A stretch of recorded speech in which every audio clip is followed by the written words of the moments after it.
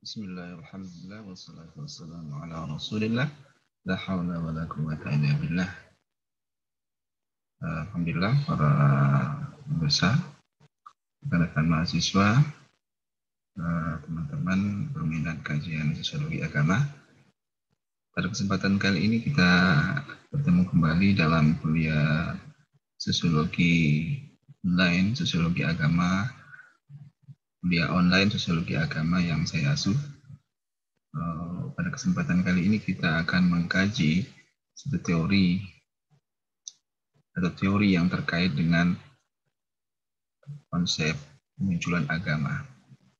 Ini munculnya agama itu diawali oleh sebuah konsep yang dalam teori Mircea Eliade dan Emile Durkheim disebut dengan yang sakral dan yang profan. Untuk itu kita akan mengantarkan kuliah ini dengan satu cerita. Ya. Jadi bagi yang di kalangan Islam barangkali sudah pernah atau santer sekali cerita-cerita tentang orang-orang yang pulang dari haji. Ya. Jadi orang yang pulang dari haji biasanya banyak bercerita tentang sesuatu yang menurut dia mungkin dan juga menurut sebagian kita itu adalah sesuatu yang pengalaman-pengalaman yang sakral. Misalnya dulu pernah ada diceritakan bahwa ketika dalam tawaf, ini bahkan ceritanya dari keluarga sendiri.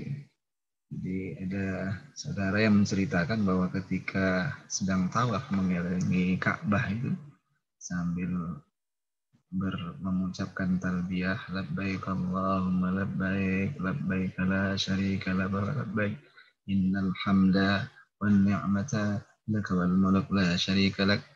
Nah, ketika itu ada seorang saudara, katakanlah Ibu A, ini sehabis tawaf itu kemudian dia bersandar di salah satu pilar di Masjidil Haram dari di wilayah Ka'bah tadi. Lalu kemudian dia melihat ada seorang jemaah haji yang merangkak-rangkak ya. Jadi dia tidak bisa tawaf, tapi kemudian tidak bisa tawaf sebagaimana orang biasa, tapi dia tawaf dengan cara dia. Jadi dia sambil merangkak-rangkak gitu. Ya karena memang dia memiliki seorang difabel ya. Lalu kemudian si ibu yang dalam ini yang sedang beristirahat setelah tawaf tadi berucap dalam hati, ibu dalam hati melihat orang yang tadi yang jemaah haji yang sedang tawaf tapi dengan terseot-seot ya karena dia tidak seorang difabel.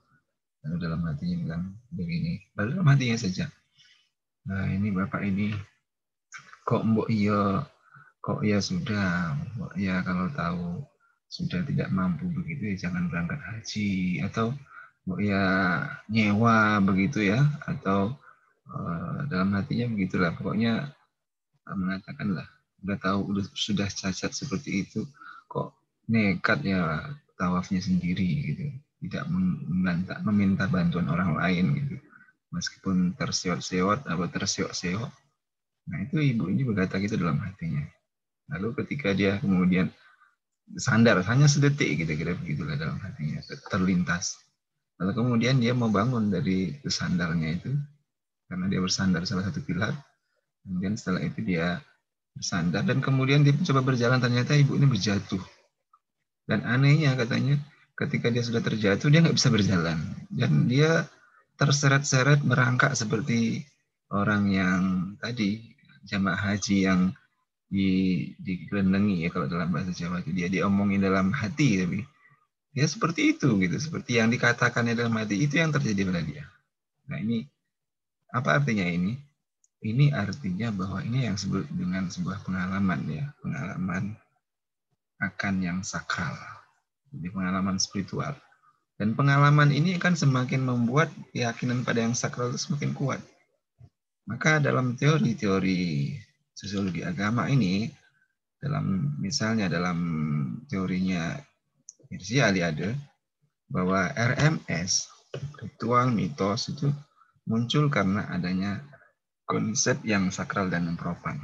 Jadi sakral itu sesuatu yang tadi pengalaman spiritual, sesuatu yang lebih luar biasa yang dialami Kemudian yang propan itu ya pengalaman biasa sehari-hari yang tidak terlalu istimewa. Tapi pengalaman ibu yang tadi merasakan bagaimana kata hatinya ini kemudian langsung diberikan ganjaran oleh Allah di rumahnya Allah, ya di Baitullah, Ka'bah itu Baitullah itu langsung. Nah, apa yang terjadi? Ini akan membuat seseorang yang mengalami yang sakral tadi akan semakin mendorong orang untuk percaya kepada yang sakral tadi. Jadi, nah ini dalam teorinya Eliade, ini munculnya agama-agama itu berawal dari pengalaman yang sakral tadi. Kalau dalam teori Eliade itu kan dia munculnya dan dia merasa penasaran terhadap yang sakral itu karena ada pengalaman masa kecilnya dulu. Ketika dia kecil, kemudian dia melihat di balik jendelanya itu ada memantul cahaya hijau dari balik jendelanya gitu. Dan dia merasakan itu cahaya sesuatu yang tidak pernah yang dia lihat sebelumnya. Dan cahaya itu menimbulkan perasaan tenang, teduh, perasaan sesuatu extraordinary, sesuatu yang tidak biasa, sehingga kemudian dia merasakan sesuatu. Nah, itu yang disebut dengan lalu dikonsepkannya melalui sebagai yang sakral. Dan dia kita tahu dalam perjalanannya Mircea Eliade itu mencari yang sakral ya. Dia kemana-mana dari daerah Eropa Timur kalau tidak salah itu. Budapest itu daerah sana. Kemudian dia melakukan perjalanan ke timur ya. Dalam rangka untuk memuaskan atau ingin mengetahui tentang yang sakral tadi. Karena ada masa kecilnya yang dia merasakan yang itu dinamakannya sebagai yang sakral tadi. Pengalaman-pengalaman itu yang kemudian dicoba dicari dalam tradisi-tradisi agama-agama timur misalnya di tradisi Hindu, Buddha dan sebagainya. Nah, ini perjalanan Eliade sehingga kemudian dia percaya bahwa munculnya agama itu atau agama itu diambil dengan fenomena yang sakral tadi. Apa itu yang sakral? Adalah sesuatu yang superior. Ya, superior, supernatural ya, superior adalah sesuatu yang terkait dengan sesuatu yang hebat. Ya, sesuatu yang hebat. Jadi kalau yang nggak hebat, yang biasa itu ya bukan yang sakral. Jadi pengalaman sakral itu kan hebat. Hebat nggak itu? Orang ketika berada di Mekah, kemudian kata hatinya itu langsung dibalas oleh Allah. Itu kan pengalaman ini suatu pengalaman yang hebat. Nah, itu akan membuat seseorang yang mengalami pengalaman seperti itu semakin percaya dan yakin tentang adanya sesuatu yang disebut yang sakral tadi. Adanya alladzina yu'minuna bil ghaib ya. Percaya pada bahwa memang Allah itu memang seperti digambarkan dalam ayat kursi itu. Allah la ilaha illal qayyim la ta'khudhuhu sinatun wa la nawm lahu ma fis samawati wa man zal yasma'u illa bi'izni ya'lamu ma baina aydihim wa ma khalfihim. Ya, dia mengetahui apa yang kamu dinyatakan, yang kamu zahirkan di aydihim wa ma khalfihim dan apa yang kamu sembunyikan. Nah, jadi pengalaman-pengalaman itu semakin membuat seseorang itu merasakan, wah ini yang sakral itu memang sesuatu yang ada dan itu akan membuat reinforcement ya spiritualitas dan keberagamaan seseorang. Nah itu kata si Mircea Eliade. Atau supernatural, sesuatu yang tidak biasa, ya natural, ada supernatural atau metafisikal ya sesuatu yang luar non fisik. Pengalamannya pengalaman yang sebab non fisik ya. Kalau fisik, pengalaman fisik terjatuh dan sebagainya. Tapi ini kan bukan hanya pengalaman fisik, tapi pengalaman bagaimana dia merasakan bahwa kata hatinya itu kemudian langsung diberikan ganjaran, langsung dibalas oleh Allah. Jadi artinya apa? Tidak boleh mengata-ngatai orang kan gitu ya. Bahwa ini ya bapak ini ya udah cacat begitu ya, buat tahu diri, sadar diri, jangan memaksa diri ingin tawaf itu seorang diri. Dia merasa tahu diri, sadar diri lah, orang cacat dia seperti apa yang perlu bantuan orang lain. Nah, ini yang terjadi pada akhirnya terhadap dia. Dia tidak bisa kemudian si ibu ini, ternyata dia memerlukan bantuan orang lain ketika dia kemudian bangun dari bersandarnya, jadi kemudian coba berjalan dan terjatuh, dia sama seperti orang yang dikatai tadi, dan dia tidak bisa berjalan dan dia membutuhkan bantuan orang lain. Lalu kemudian ada beberapa jamaah yang lain kemudian membantu dia untuk berdiri kembali. Tapi di situ dia mendapatkan pengalaman. Ini luar biasa kan. Jadi sesuatu yang supernatural atau superpower, sesuatu yang sesuatu yang sangat luar biasa powerfulnya. Jadi kekuatan superpower. Jadi misalnya ada pengalaman-pengalaman yang terkait dengan superpower lah, apa misalnya ada kekuatan, misalnya ada orang ketika ketika dia bisa melakukan sesuatu yang mengangkat suatu benda yang besar sekali gitu, bukan superpower. Misalnya ketika dia membacakan mantra-mantra tertentu, ya. Orang misalnya ada, atau debus, ya, debus itu kan superpower, ya. Nah, jadi debus, ketika orang melakukan praktik debus itu kan dia perlu ditusuk dan lain sebagainya, tidak merasakan sakit dan sebagainya, dan itu akan membuat, dan debus itu sendiri sebenarnya memiliki elemen-elemen sebagai dasar-dasar agama dalam konteks antropologi, sosiologi, melihatnya seperti itu, ya. Misalnya karena dari debus itu kemudian lahirlah praktek-praktek RMS, ada ritualnya, ada mitos, ada simbolnya. Atau sesuatu yang luar biasa, tadi sesuatu yang luar biasa dialami seperti itu yang haji dan lain sebagainya. Jadi extraordinary. Nah, itulah asal mula agama. Disitulah yang menstimulasi munculnya agama tadi. Jadi artinya kalau tanpa yang sakral sebenarnya orang nggak tertarik dengan agama, atau orang tanpa beragama, orang mungkin nggak terlalu mementingkan yang namanya agama itu. Tapi justru karena agama itu ada dimensi-dimensi yang sakralnya, kemudian orang terserap dalam pengalaman itu, kemudian orang kemudian merasakan merasakan, wah, dia butuh sekali agama. Agama itu lahir dalam dirinya. Nah, misalnya dalam praktek-praktek juga yang dilakukan di kalangan sufisme, ya. Jadi kalau sufisme, kalau dalam Rasulullah SAW sendiri sebenarnya dalam sebuah hadisnya mengatakan sallu kama ra'aitumuni sholli. Kamu sholatlah kamu sebagai mana kamu sholat. Sebagaimana kamu melihat saya sholat. Dan sholatnya Rasulullah itu as-sholatu mi'rajul mu'minin. Sholatnya Rasulullah itu adalah mi'rajnya orang mu'min. Mi'raj. Jadi seperti perjalanannya kisah Isra Mi'raj Nabi Muhammad SAW dari Masjidil Haram ke Masjidil Aqsa dan kemudian ke Sidratul Muntaha. Jadi perjalanan orang sholat itu, orang akan mengalami recharging secara spiritual ketika sholatnya itu bukan hanya sholat yang dimulai dari takbir, mengangkat tangan, kemudian akhirnya tidak menimbulkan efek apa-apa. Tapi kemudian ketika sholatnya itu sebagaimana sholat Rasulullah, maka sholat orang seperti itu mi'raj dia. Ini dalam bahasa-bahasa lain mengalami ekstase. Jadi ada seorang sahabat ketika sholat khauf, ya. Jadi sholat khauf itu sholat yang dilakukan dalam keadaan perang. Jadi pada zaman Rasulullah SAW dulu, dan sahabat, masa-masa awal formasi munculnya wilayah kekhalifahan Islam itu, atau pada masa zaman Rasulullah itu, kan banyak sekali perang-perang terjadi. Dan ada salah sahabat kebetulan dalam salat khauf tadi. Jadi salat khauf itu salat yang memang dalam keadaan perang, karena kita memang Islam ini tidak boleh melupakan atau meninggalkan sholat dalam keadaan apapun, hatta dalam keadaan berperang. Tapi ada cara-caranya. Nah, misalnya pada sholat khauf itu diatur satu baris ke depan, kemudian setelah satu rakaat kemudian maju ke depan. Sementara setelah selesai dia mundur lagi, sholat lagi yang itu.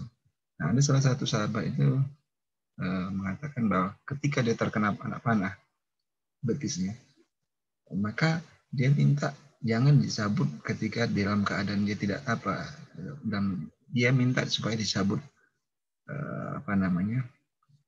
anak panah itu dalam keadaan ketika dia sholat.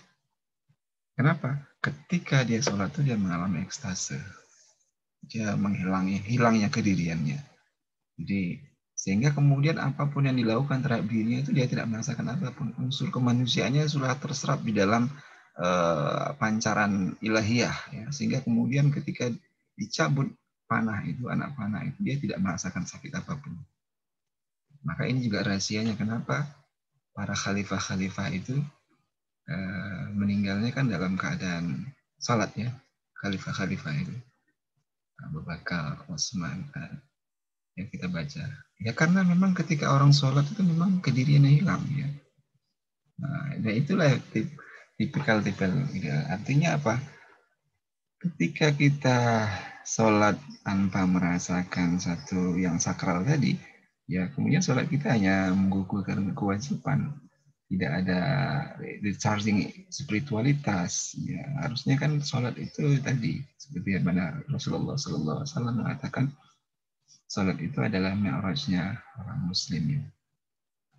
Ya, maka 5 hari kita diberikan kewajiban untuk melakukan sholat itu pada intinya adalah supaya tadi kita supaya anta abdullah ka'annaka tarahu fa illam takun tarahu fa innahu yaraka, supaya ihsan bahwa kita beribadah pada Allah seakan-akan kita melihat Allah.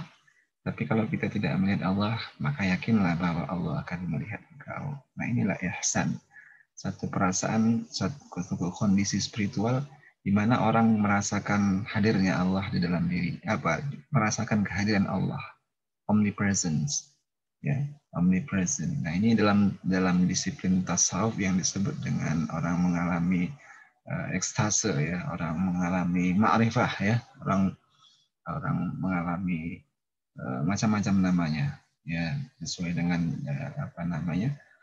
aliran-aliran tasawuf. Misalnya ada yang disebut dengan misalnya kondisi di mana orang misalnya dalam tarekat Naqsabandi misalnya, ketika ada orang kemudian berada dalam situasi dia kemudian melihat dan merasakan seakan-akan dia melihat ilahiyah gitu, dimensi-dimensi ilahiyah gitu dalam zikir-zikir dan lain sebagainya. Jadi ada satu ungkapan bahwa kalau ingin menjadi wali itu memang harus merasakan satu pengalaman yang ketika kita sedang berzikir atau kita dalam sholat, kita tidak hanya berhenti di zikir tadi, tapi kemudian merasakan pengalaman spiritual tertentu. Ada perjalanan rohani di sana, baik ke dalam maupun keluar. Ke dalam kita masuk di dalam alam mikro ya, alam kemudian keluar kita alam makro, mikrokosmos dan makrokosmos ya. Keluar, perjalanan keluar dan ke dalam kan, dan itu diberi label-label sini misalnya dalam tasawuf kan seperti itu. Muraqabah, maksudnya ada muraqabah ma'iyah, muraqabah ahdiyah misalnya. Muraqabah ma'iyah itu orang yang merasakan ketika sedang berzikir itu dia seakan-akan bersama Allah. Bahwa ma'akum aynama kuntum. Dia besertamu dimanapun engkau berada. Maka ketika Allah ketika orang berzikir menyebutkan nama Allah dalam hatinya, Allah, maka dia kemudian merasakan kehadiran Tuhan itu seperti itu. Atau muraqabah ahdiyah. Jadi muraqabah itu melihat Allah. Dia seakan-akan bukan bisa dilihat dalam konteks. Kata si Imam Al-Ghazali begini, pengalaman spiritual itu tidak akan mungkin bisa dilukiskan dengan kata-kata. Karena kata-kata yang seindah apapun, sehebat apapun, akan gagal melukiskan pengalaman spiritual. Nah, ini dalam disiplin tasawuf seperti itu. Jadi kita hanya bisa memberikan nama-nama, tapi bagaimana melukiskannya kan itu susah.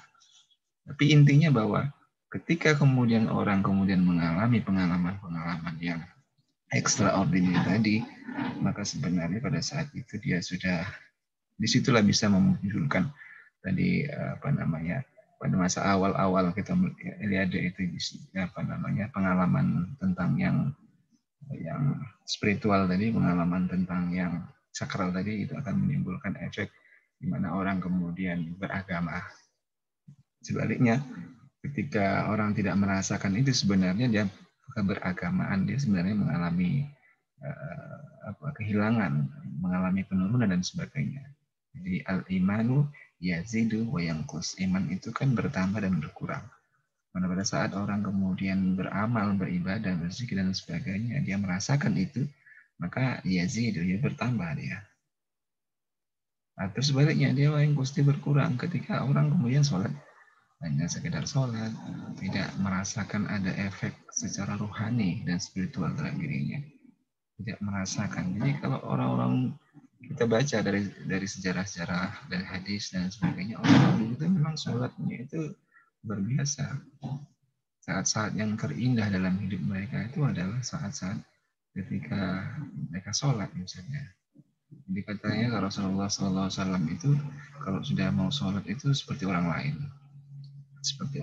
ya, karena kan nggak kenal sama orang, karena dia dalam situasi tadi merasakan sudah mulai terserap dengan yang sakral tadi, dimensi-dimensi kemanusiaannya kemudian menjadi terserap dalam gelombang ilahiyah yang dimunculkan di dalam praktik-praktik ibadah seperti zikir dan sholat tadi. Maka ini juga menjadi satu jawaban dari kisah misalnya yang terkait dengan Hamzah Fansuri ya, dengan iluminasinya, dengan atau Al-Hallaj dengan Ana Al-Haqnya, atau bahkan dengan Syekh Siti yang di Jawa ini, siapa itu yang pada akhirnya dieksekusi oleh para wali itu. Itu kan mengatakan bahwa ketika dipanggil para wali untuk hadiri persidangan para wali, dia tidak mau. Kenapa tidak mau waktu itu? Ya, sebagaimana jawabannya Al-Hallaj dan Hamzah dan Al-Hallaj ya. Al-Hallaj kemudian ketika dipanggil itu dia Ana Al-Haq. Saya di sini tidak ada lagi saya Siti Jenar. Nah, di sini tidak lagi ya. Di sini yang ada ini Al-Haq. Al-Haq itu kan nama dari selain nama Allah. Jadi pada saat itu dipanggil ya dia sedang mengalami pengalaman spiritual, jadi sedang mengalami ekstase. Maka kediriannya sudah hilang. Maka kemudian ketika dipanggil itu dia yang muncul adalah jawaban-jawaban seperti itu. Dia sudah melupakan dalam tanda petik dirinya pada saat dia mengalami apa yang disebut dengan al-ittihadiyah. Ya, kalau dalam konsep Jawa itu ada istilah manunggaling kaulo gusti ya. Ya, proses orang kemudian hilang kediriannya, kemudian maka tampilan-tampilan apa yang muncul dalam ucapan dan perbuatan itu menjadi nyeleneh kalau dalam bahasa Jawa. Karena itu sesungguhnya bukan ekspresi ke manusia, tapi tadi karena terserap dalam pengalaman yang sakral tadi. Itu. Jadi pengalaman yang terkait yang sakral berdampak munculnya RMS ya. RMS itu apa? Pertama adalah ritual, yang kedua adalah mitos, yang ketiga adalah simbol. Ritual segala bentuk upacara, perilaku, dan kata ibadah dan sebagainya dalam rangka menyembah yang sakral.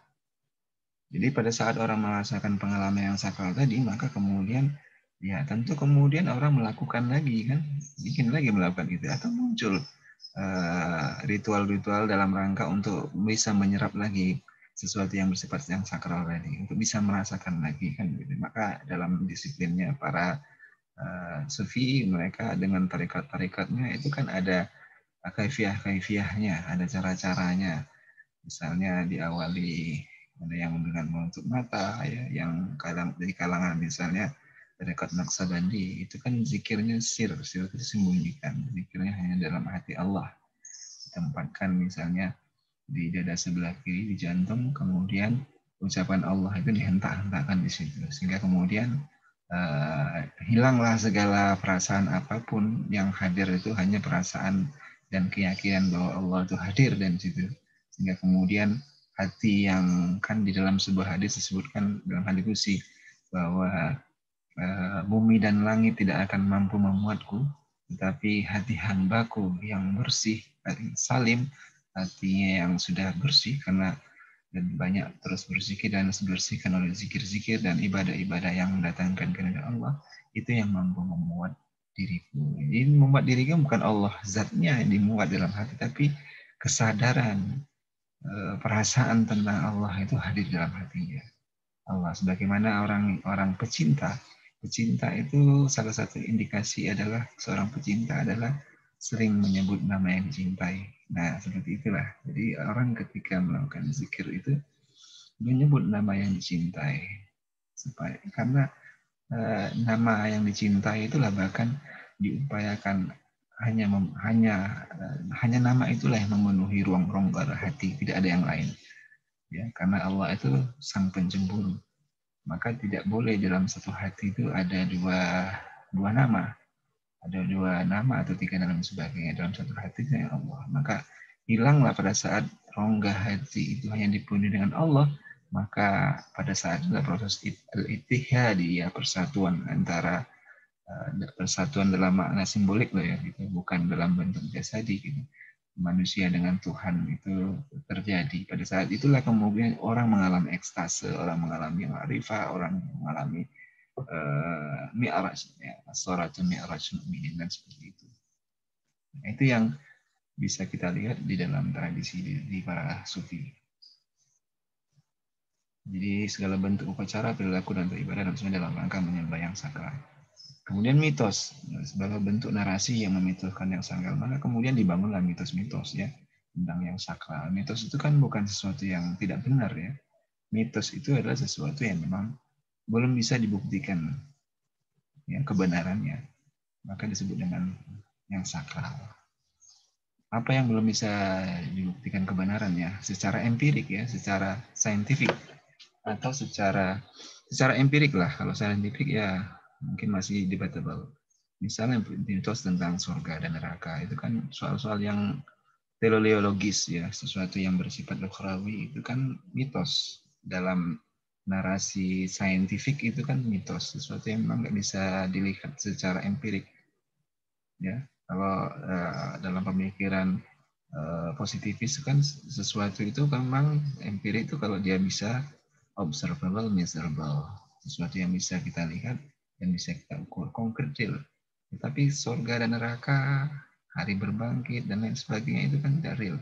Maka dalam perspektif saintifik, maka hal-hal yang terkait seperti ini kan kemudian ditolak ya. Kita ada dulu istilahnya extra scientia nulla salus. Di luar sains tidak ada kebenaran. Nah ini kan positivis ekstrim kan seperti itu.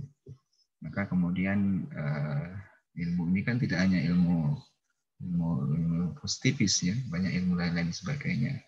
Positivis itu kan hanya salah satu ilmu saja, dan ilmunya itu dalam konteks memang bisa dipakai untuk hal yang terkait dengan hal-hal yang keduniaan. Tetapi dalam konteks yang lain kan banyak sekali wa ma'utitu minal ilmi illa qalilah, kata Allah. Dan tidaklah kami berikan kamu ilmu itu kecuali sedikit sekali. Ya, kalau di dalam Al-Qur'an di Al-Qur'an itu dikatakan bahwa kalau lautan ini, pohon-pohon yang ada di bumi ini dipakai sebagai tinta, dan lautan itu dijadikan sebagai pohon-pohon sebagai sebagai pena, sedangkan lautan yang ada di dunia ini dijadikan sebagai tinta, dan ditambah lagi seperti itu, ditambah lagi satu dunia lagi, tidak akan mungkin bisa melukiskan ilmunya Allah. Jadi sangat luas. Wa ma utitu minal ilmi illa qalila. Tidaklah diberikan kita ilmu itu hanya sedikit. Dari manusia dengan ilmu sedikit dengan sombong, merasa bahwa Allah itu tidak ada, bahwa merasa ekstra scientia nulla salus, di luar sains tidak ada kebenaran, seperti itu. Nah ini yang kemudian kita dalam perjalanannya akan mendapatkan persoalan-persoalan ya. Jadi dulu misalnya diramalkan bahwa bahkan Durkheim juga mengamalkan, Durkheim dan Agus Comte mengatakan bahwa setelah agama masa depan itu adalah ilmu pengetahuan atau positivis. Ya. Magis religius, ada fase magis, kemudian ada fase religius, ada fase positivis. Jadi positivis itu adalah fase terakhir dari perjalanan manusia. Ketika fase magis itu hilang, kemudian diganti dengan magis, kemudian teologis, ya diganti dengan bersifat ketuhanan, maka nanti akan gagal dan akhirnya kembali ke positifis. Kalau si kan perbedaan berbeda ya, kalau si Agus Comte yang dia dimulai dari metafisikal ya, kemudian teologikal baru metafisikal, kemudian positifis, rasional positifis. Jadi tiga-tiganya antara Agus Comte dengan Durkheim itu sama-sama berasumsi bahwa fase terakhirnya itu adalah rasional positifis. Tapi nyatanya kan tidak. Dan apakah rasionalitas itu bisa menyelesaikan permasalahan manusia? Tidak juga kan. Manusia semakin rasional, dia semakin bahkan membutuhkan agama.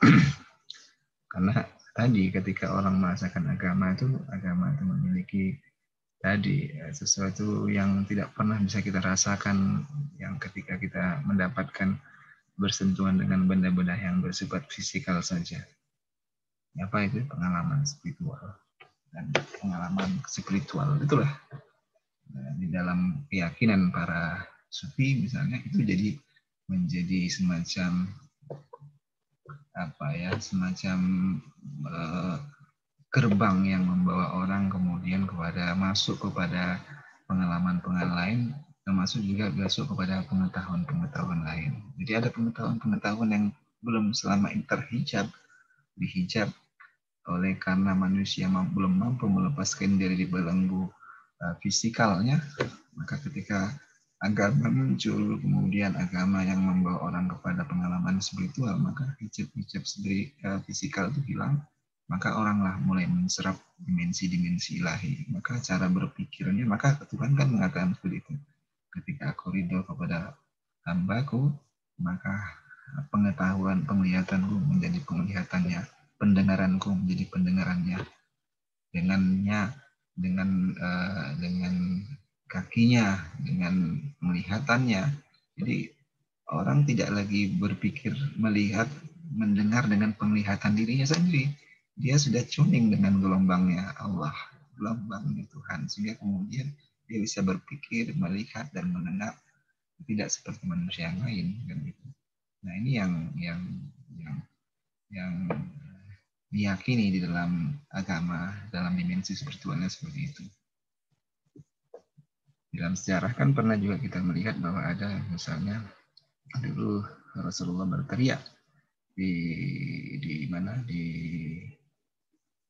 mimbar, dia berteriak kepada, kalau tidak salah itu siapa namanya itu, Saiful, pedangnya Allah itu Khalil ya, Khalid bin Walid ya, ketika itu dia dalam perang dengan tentara Romawi dalam perang itu, kemudian Rasulullah melihat dia dalam posisi sedang diintai dari belakang, lalu kemudian berteriak begitu, belakangmu kayak gitu.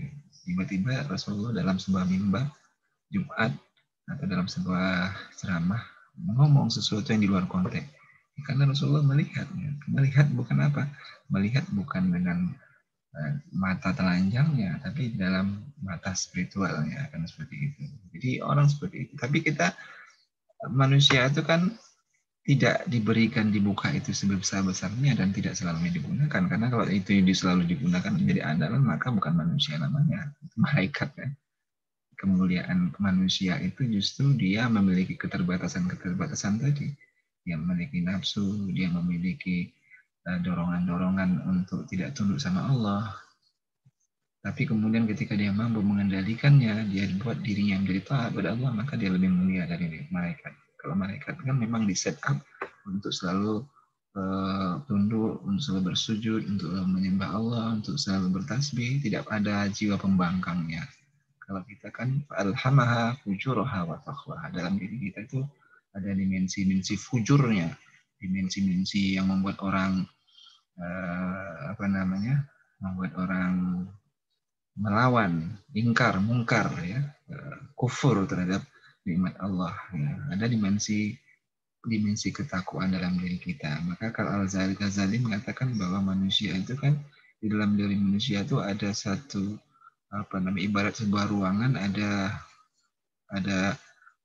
yang mendesak antara akal dan keimanan dengan nafsu. Mana ruang nafsu, ruang akal itu lebih mendominasi diri manusia, maka dia menjadi lebih mulia, lebih hina dari binatang.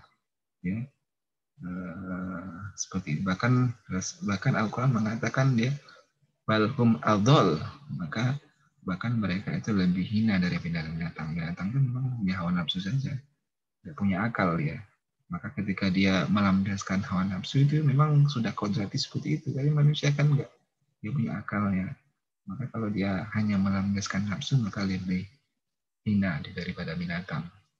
Sebaliknya apabila dia mengikuti hawa nafsunya, mengikuti akalnya, dan sebaliknya dia mengekang hawa nafsunya, maka dia sebenarnya sudah lebih mulia daripada malaikat. Karena itu Allah mewariskan dunia ini kan kepada manusia, bukan kepada malaikat atau pada yang lain. Dan di dalam Al-Quran digambarkan bahwa ditawarkan kepada gunung hancur, ditawarkan kepada yang lain-lain, bahwa yang nggak ada yang mampu. Lalu kemudian manusia lah yang dipilih untuk menjadi khalifatul Quran. Inni ja'ilun fil ardi khalifah, kata Allah. Qalu ataj'alu fiha man yufsidu fiha wa yasfiku dima. Lalu para malaikat setengah protes juga. Ataj'alu fiha man yufsidu fiha wa yasfiku dima. Ya Allah, kenapa engkau jadikan makhluk yang nanti justru akan menimbulkan kerusakan saja dan menumpahkan darah di muka bumi nanti. Itu agak protes juga, meskipun malaikat ini memang malaikat yang selalu patuh sama Allah, tapi mungkin karena kecintaannya kepada Allah, dia tidak ingin supaya bumi yang diciptakan Allah ini dijadikan dia sudah memprediksi bahwa manusia itu akan akan membuat kerusakan dan akan membuat pertumpahan darah. Atau Allah mengatakan kepada para malaikat, ataj'alu fiha ma yufsidu wa yasfiku wa nahnu nusabbihu bika wa nahnu nusabbihuka wa nahnu nusabbihu wa nuqaddisu lak. Qalu inni a'lamu ma la ta'lamun, kata Allah, sesungguhnya aku lebih mengetahui, lebih tahu dari apa yang tidak kamu ketahui. Nah, seperti itulah. Maka kita ketika kita kita bisa sesuai kehidupan kita dengan keimanan kita, dengan akal sehat kita, maka kita sebenarnya sudah sudah lebih mulia, akan lebih mulia dari para malaikat tadi yang memang ditakdirkan untuk taat. Mitos segala bentuk narasi yang memitoskan yang sakral. Jadi kemudian dibangunlah narasi-narasi dalam rangka sakral. Kita tahu bahwa mitos-mitos tentang para sufi misalnya banyak menyebutkan syair-syair yang sebenarnya banyak dalam konteks perspektif sains itu kan disebut dengan mitos ya terkait dengan surga, neraka dan lain sebagainya. Simbol segala bentuk tanda yang dihubungkan dengan manifestasi sang sakral atau Tiffany. Maka kemudian ini juga pengalaman dengan sakral itu memunculkan bentuk simbol-simbol ya yang dianggap sebagai manifest mewakili dari teofani. Teofani itu kemunculan Tuhan atau hierophany, kemunculan para dewa. Nah, teofani misalnya di dalam Islam, di dalam agama Kristiani misalnya salib. Salib itu kan teofani. Jadi bagi mereka itu adalah manifest dari ketika melihat salib, mereka tidak hanya melihat kayu yang disilangkan, tapi mereka merasakan bahwa salib ini adalah jalan bagi mereka untuk menghadirkan rasa kehadiran tentang Yesus, tentang Tuhan dan lain sebagainya. Jadi maka kemudian ini tidak bisa kita perlakukan benda-benda yang jadi simbol ini sebagaimana barang-barang profan, barang dunia. Kita harus ada rasa menghormati. Bukan mungkin sebagai pemeluknya, tetapi kita tahu bahwa orang-orang tertentu, agama tertentu itu menganggap simbolnya. Maka dalam rangka pluralisme keagama, toleransi beragama, maka kita tidak boleh menistakan simbol-simbol keagamaan lain. Atau Ka'bah. Ka'bah itu kan juga simbol. Ka'bah itu kan rumahnya Allah, Baitullah. Maka nggak bisa Ka'bah diberlakukan sebagai rumah biasa, orang terkencing di situ dan sebagainya, mudah dan sebagainya, atau orang berkata yang tidak, atau tadi berkata yang kurang bagus saja walaupun dalam hati, ya karena itu rumah Allah, kontan dan sebagainya. Nah, maka eh, ada simbol-simbol tertentu di Ka'bah itu yang tidak boleh. Maka kan kemudian Ka'bah ini kan termasuk juga salah satunya tanah haram. Ya, tanah haram ya, ada tindakan, ada perilaku tertentu yang diharamkan bagi kita untuk melakukannya, misalnya terhadap hewan-hewan itu kan dilarang, boleh dibunuh dan sebagainya.